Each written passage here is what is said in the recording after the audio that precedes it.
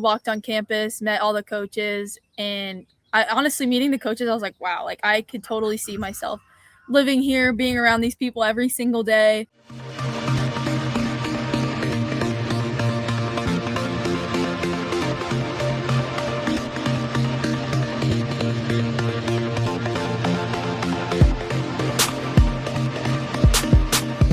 Welcome into another great week, another great conversation here on Cousins Conversations. And this is a full circle moment right here. I used to cover Kendra Lewis back in the day of local news days in the Quad Cities, covering all those state championships. Here we are, Brandon, for the Big 12 at Roundtable Sports for OSU Roundtable. And we have Kendra transferring to Oklahoma State now. So here we go, Kendra. Full circle moment right here. Yeah, it's crazy, but yeah, a couple years ago, I saw you in the outfield, and here we are. Speaking of outfields, I always saw your mom out there in center field. And she always was like, I need to stand behind Kendra to watch her in the circle. So is she still doing that now? What's going on there? Yeah, transferring to Oklahoma State, they have this deck all the way around to about a little bit around center field, and we walk out there, and she's like, I know my spot. That's gonna be her back. She'll be back in her element there. So Well, what does your mom think about all this? You know, you're Wisconsin now. Now you're going someplace different. What does she think about all this? my whole entire family is just so excited for me. A new great opportunity in Oklahoma. So I mean, I think everybody's rooting for me and my family. My mom, she's a little sad. It's a little further away, but she says as long as I'm happy, she's happy. So There we go. So yeah, but you come on to Wisconsin. You know, you make the first team as a freshman. Then you're All-American last year. So what goes into the decision to now start a new place? yeah, my time at Wisconsin was amazing. The coaching staff was great, so it wasn't an easy decision, but I decided it was my time to move and try to find a new team to fit in with. So going to Oklahoma State, I literally walked on campus, met all the coaches, and I honestly meeting the coaches, I was like, wow, like I could totally see myself living here, being around these people every single day. And then we toured campus a little bit. It's a beautiful campus. If you haven't been there, it's awesome. And it's kind of like a smaller-ish, it feels like a small town feel in a college campus. And that was something that's completely different for me compared to Wisconsin. So I thought that was really cool. Yeah, Wisconsin's campus is massive. Like I was surprised when I went there how big it was. But Oklahoma State's cool, you know, cool college town. Everybody loves the Cowboys and Cowgirls there, so that should be a great fit for you. But so you're going there. What's the sales pitch that they gave you, and just what made you fall in love with it?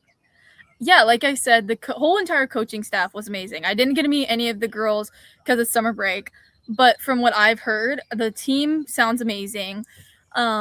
And honestly, when I was talking with the coaches, they kind of get the similar feel as me, like very upbeat, very fun energy. And that's what, like, softball is ultimately a game in the end. And we're supposed to have fun. And that's completely what it's about. And they understand that. But I also like to win, and winning is fun. And they also say that. So I felt a complete connection there. And another thing that really, really sold me, not with just the coaching staff, was I'm encouraged to do everything there, like hit, pitch, play a little bit. So I'm very excited. You mentioned winning. This is the World Series two years ago, and it was in the tournament last year. How much did you get that sense of the winning culture there when you went and visited? Yeah, I mean, we tour the facilities, and as soon as you walk in, you look to the left of the hallway, and they have all of their All-Americans, all of their accomplishments, and it kind of just like sinks in. You're like, I could end up here and be on that wall and be a part of all of this. And, you know, you see the 5 Oklahoma City appearances that they have, and you're like, yeah, like I'm going to be another one up there. So, yeah. How have you always found that balance between hitting and pitching? Because I saw you hit over 300 last year, 400 your freshman year, and you're still getting it done in the circle as well. How have you always found that balance? I think I've always done it my whole entire life. It's definitely not easy, but it's honestly, you got to find a friend. You got to come get some extra work in. But I really, really enjoy the competitiveness in both. Kind of gives me a good idea of what it's like, even when I'm in the circle, what the hitter's thinking, when I'm up at that, what's going through a pitcher's mind. So I think it kind of gives a little advantage. So it's just kind of balancing school, softball, extra time. So Yeah, it is definitely not for the weak. What do you think was the biggest reason for you really not really having any I guess the word would be like when you're transitioning, not really having much struggles and just kind of coming on the scene and having success right away? What do you think that was the big part in that? Yeah, so my freshman year at Wisconsin, it felt easier to me, not only just because of Rockridge High School and how we prepared for that past high school. I mean, Coach John was great. I mean, he made our practices really, really difficult. And now you kind of see that. And once you get to college, you're like, man, this is hard, but it makes the game even more fun. But I was also on highly competitive travel ball teams my whole entire life. So my last year, I was on Lady Lightning Gold from North Carolina, and so I knew the kind of competition level I was getting into from them. And I cannot thank my other coach, John Corn from North Carolina, enough for taking me in and letting me do that in North Carolina my last year. Shout out to the Johns. Yeah, shout out to the Johns. Shout out to the Johns. John Nelson is he's the man. Killing it at Augustana now too, as the coach there. But yeah, you talk about Rockridge. You know, you guys were just awesome legacy there, dynasty program. When you look back at your time there, what are you going to remember about the 3 state championships that you won? I didn't it didn't settle obviously at the time of like how crazy it was. And you talk a little bit with your college friends, and it just I realize it's not normal.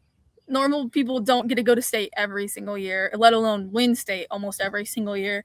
And so like looking back at it, I'm like, wow, I was a part of something incredibly successful and like something that most people don't even get to experience one time in their life. And I am just so thankful for everybody that went through that program, all the players I played with. I mean, I will definitely remember all of my teammates and how fun it was and how fun softball was playing at Rockridge. And you go to college then, and it's not only a different beast with the play, but just with this different era of college sports that we're in with NIL and all those things. So when you come into that stage of things and think about those things, how did you manage that whole situation? Yeah, college is definitely a really big jump from even travel ball and high school level sports. I mean, because you think about it, everybody is the best at what they do. So I think honestly, going in with that mentality, like everybody here is going to be good. They should be good. So I think my competitive spirit is like great. Like I want some challenge. I want that little extra, and hopefully now again with this hope 5th year of eligibility passing, keep going. I mean that's going to be a crazy change, and I'm really excited, and I hope that does pass because I mean who doesn't want to play softball another year? True. Yeah. I mean, more wins, more experience, more everything. But with that experience in the transfer portal, what's that like for people that don't know what that's like and having schools come after you and making those visits? Yeah, honestly, I've been called crazy because my transfer portal experience has been quite pleasant. Like I have not been like incredibly stressed out, and everybody's like, "Really?" I'm like, "No, not really." I mean, all of the coaches and organizations that I've been through with this process have been awesome. Like they made life so easy.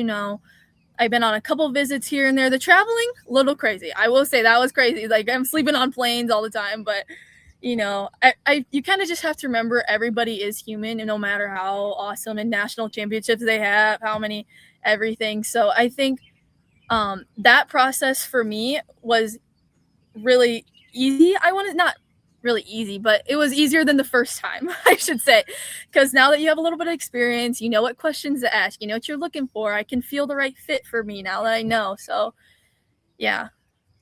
Well, what was that feel for you? Just how much history and how much winning there was that you sensed? What was that feeling for you? That was definitely a part of it. I mean, you can't deny when you walk in and you see the teams they have on the wall that have been to the World Series, you're like, oh yeah, like they're really good. But like ultimately, it's just the fit. Like Oklahoma State, like I walked on campus and I'm like, yeah, like I could see myself here. Like you won't know until you feel it. I felt that way at Wisconsin my first visit. I was just like, yeah, like I could see myself living here for XYZ amount of years. Who knows what the 5 years. So that's kind of what I was just like, yeah, like I could spend every day with these people. Having watched a little bit of Big 12 softball, you played. what similarities do you see? How do you see your game translating there? Yeah, me and Coach G actually kind of talked about that a little bit on my visit. We kind of both agreed it's great to have like kind of not a fresh start, but a new conference start. And not having pitchers have pitched to me 2 years now, and me not pitching the same batters for 2 years now, I think that gives me a pretty good advantage in a new conference. But I mean, having any experience from the Big Ten conference, where there's great players everywhere you go, so I think hitting off the high level experienced pitchers really will translate into the Big 12 now, and especially getting the regionals this past year. I mean, no joke, regionals in Texas. So I think that also really kind of gave me a little bit of postseason experience, which I'm really grateful for, and I'm ready to translate to Oklahoma State. Starting anew, like you said, so now you're facing new hitters and everything. But going from year one to year two at Wisconsin, what did you learn about just getting used to that, going through that same process again? These same hitters, them learning you, you learning them, and then now your biggest takeaway going and facing new hitters now. Yeah, I think technology is crazy at the college level, and once you kind of learn to use that to your advantage, like, whoo, good luck everybody else. So I think that is something that a lot of people don't realize, how much technology is at the college level and how much information we have on everybody, including myself. So I think using that to an advantage it's going to be a complete different change for me at Oklahoma State. So I'm excited. Where do you think that your game has grown the most, that you think will help the most at OSU? Yeah, I think one thing I have learned about myself in these past couple years is how to let things go quickly. Like, again, you kind of forget like everybody here is supposed to be good. And so if you mess up, again, it's a sport of failure. You fail more than you succeed, and if you just fail less, you're awesome. And I think sometimes you just have to remember that. My freshman year, that was kind of hard. Even a little bit into my beginning of sophomore year, kind of just you have to have a short-term memory in this game and move on from there. And I think that's one thing that every softball player should learn about themselves, because it is so incredibly hard. Yeah, that mental side. What helps you stay focused and kind of get into your own little circle? I'll say when you're out there when you're out there. Yeah, I get this question a little bit, and I thought about it really hard. I'm just like, I think that's another advantage of being a pitcher hitter, kind of duo both. If I just, let's just say I get out in the last out of the inning, I can't hold on to that and go pitch a terrible inning. I think that gives me an advantage. I have to learn to let things go quickly. But for me, I think I go into the dugout. I just need a second. I just need a breath. Once you step out of the dugout, it's all gone. It's got to be gone. So I think that is really, really important. So softball always seems, benches, the benches are lively. Everyone's doing chants. It's very positive sport. So how much does that play a factor into just how you can like quickly turn around something that's bad, because everyone's supporting everybody and singing songs and doing chants and everything? Yeah, I think even one of the most important, not just words, but actions that everybody does have on the softball team on any level. I think this is really, really important, even for younger girls to start learning this at any age, is the word mudita. That is vicarious joy for somebody else's success. And even Coach John Nelson has instilled that in me when I was like 14. So kind of seeing how that has grown out into everybody, and hopefully even seeing it a little bit in other sports, I think that gives softball an advantage, something more than anything else, because again, you fail more than you succeed. And if you have 20, however many girls, people in the dugout supporting you no matter what, it makes it a little bit easier. How much do you keep in touch with your old teammates? Yeah, I still connect with a couple of them, support them. I'm going up to Madison a little bit. I still have my apartment, so I'm going to play on the Nightmares up there. So I'll see a couple of them in Madison sooner than later, hopefully. So yeah, we still stay in touch. That's good to hear. And you keep mentioning John Nelson. That's the guy right there for sure. But yeah, but with Rockridge and your wing there, did that feel any different when you got to Wisconsin? Like just like coming from a winning program. I mean, I know Wisconsin's pretty good for softball, but just that difference of maybe like, okay, I'm not winning as much, or I'm starting new. I'm just somebody new here. Yeah. Again, one thing that was always kind of instilled in me, and I will always forever say this: I hate losing more than I love winning, and I will forever think that about myself. No matter even if it's softball, like we playing a game of Uno, I'm flipping the table. Like, so that has always been in me. I mean, at Wisconsin, you kind of realize that winning isn't normal. Like everybody's good. So I think once you kind of realize that, it makes losing a little less, but like that competitive edge is still in me. So, but again, I am so excited for Oklahoma State because again, our mentalities with winning and how the game should play with all the coaches is like we're on the same wavelength for sure. Where did that competition in you come from? Uh, Me and my dad always when we were growing up, even if it's like Mario Kart, he's not letting me win. I could be 5. He doesn't care. Playing pig in our front yard. He kicked my butt, and he's like, try harder. So, that's definitely where I got it. And knowing your mom a little bit, I mean, come on, does like her personality? You guys have the same personality? Yeah, Like, I I always tell people I'm like I got my competitiveness from my dad. My dad is like that, but my mom, her personality, that's me. Again, glitter shirt, my mom. yeah, I was definitely, definitely your mom was with the glitter shirt. Walk up song. What are we doing? Do you know? Oh, my walk up song will forever be the same. It's Yeah by Usher. Every Okay. single year since I was a freshman in high school, all the way up. I'm not changing it yet. I'm not. I love it. I think it's one of those cool things growing up. It was I think I want to say it was Amelia Thompson or who was Jenna Swanson. Jenna Swanson's walk up song at Rockridge always stuck with me, and I always knew it was her. So I'm like, that's gonna be me one day. So if you hear Yeah by Usher, I want people to think of me. I think it's a pretty good song. Yeah, it's a good song, but why in particular? Is there a reason, or you just like it? I've always been a 2010 hip hop girl. And you're trying to think of a walk up song like with a good beat. And I was just like, it's my favorite song. So let's go with it. I like that. Okay, so 2000s pop. So who else are we listening to? Who else we like? Ooh, I do. I'm a really big fan of Sir Mix-a-Lot. I do like Sir Mix-a-Lot a lot. Usher is always on my playlist, but I guess more up to date. I've been a big Sabrina Carpenter girl. Okay. But yeah, I listen to a lot of 2000s pop. Katy Perry, one of my favorite when I was younger, There so I we still go. listen to her. There we go. Yeah, Firework. That's a great song. Love Yeah, that. California Girls. There we go. yeah, you get it. But yeah, oh, no, I loved Katy Perry back in the day. Do we have any? Do you think there's any beef between like Sabrina Carpenter and like Taylor Swift fans, or I don't know? I don't know. I love Sabrina Carpenter, but I also like Taylor Swift. I'm not a big Swiftie, but I do like her music. So I'm gonna go with no. Okay, all right. We like that. We like that. Okay, so you're coming in too. You're not just the only one transferring there. There was 2 other transfers to OSU this year as well. They came from the Big 12. So how do you think you all kind of share some same characteristics here and ensure that same fit together? Yeah, I think I met one of them a little bit on my visit, so that was kind of fun to kind of meet her a little bit. It was for a short time, but I think again playing at this high competitive level of either Big 10 or Big 12 conference gives a little bit of an edge. Again, these girls have kind of seen what the Big 12 is about, so them kind of having a gist already and me kind of having a different new conference but same competitiveness, I think it will be really fun and interesting to see what we can do. If a OSU fan came up to you and said, "What kind of player are we getting?" What would you say? If I had to describe myself in a really short way, I'd kind of say like I'm a dog. Like I like to compete. I'm a gritty person. But I'd also say I'm a pretty fun person. But when I get on the field, I'm a dog.